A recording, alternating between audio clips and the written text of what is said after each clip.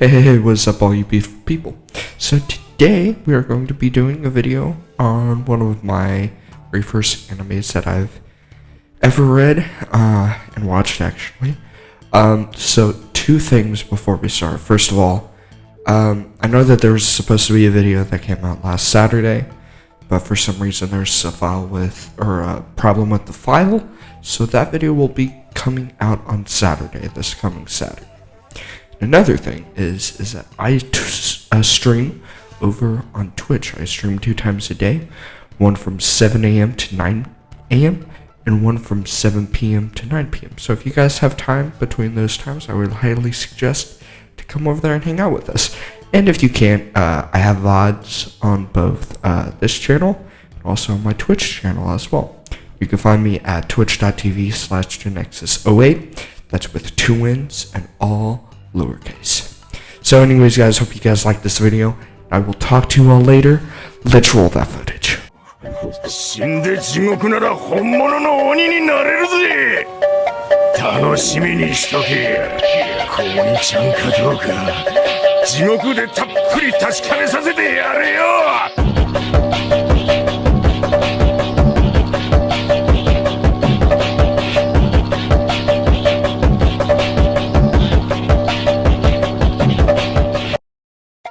I have talked about some of my most favorite animes, but today I will be talking about both my favorite character and the very first anime that I watched. Zabuza, the Demon of the Mist. Now even though I had been reading and watching this series for quite a while, I never had a favorite character. But then he appeared with a bandaged face and mysterious power. But it wasn't until he died that made an impact on me. But a lot of it had to do with me experiencing a villain redemption that affected me emotionally. Also, it was the first talk no jutsu of the series, which meant that it was fresh and it wasn't so overused. If we take a look at his design and how it would affect a 12-year-old me, then we see a bigger picture. You see, I was big into characters who had their face partially covered, which made it easier for me to draw a cool but easier and simpler character. Also, it was the positioning of the headband that he had on, which had a different non-symmetrical design to it, which was a big reason why I came to like Kakashi so much as well. But last but not least is Zabuza's Okubakiri Boko, which means decapitating carving knife, which is fitting because there are 2 slots on the sword which would fit a neck for decapitation.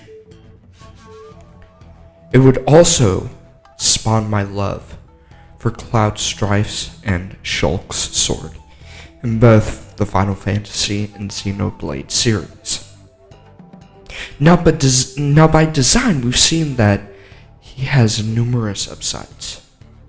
But within the plot, it was my first taste of world building, with his revelation of Kakashi's tactics and his own past within the 7 Swordsmen.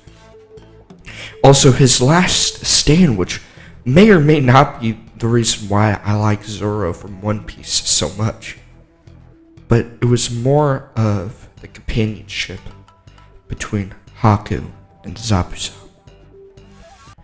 This taught me not to look at people or situations on the surface level, but seeing the beauty within the evil, or seeing the light within the dark.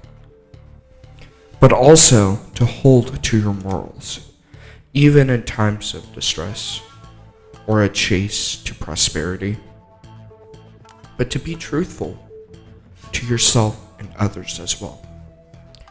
And all these principles is what makes up Zabuza's atonement. and also a redemption for a broken demon. Anyways, guys, hope you guys like this video. And like I said before, I have many social medias such as Twitch. Also have a Facebook page. Also have a Snapchat page as well. And before I leave, for the people in the back who don't know, please like, comment, and subscribe, and also share this with your friends. Now what this does is that this puts me on the algorithm.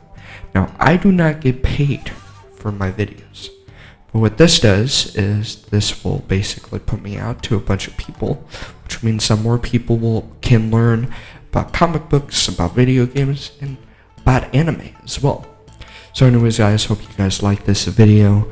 I will talk to you all later. God bless. Really hard for autistic people.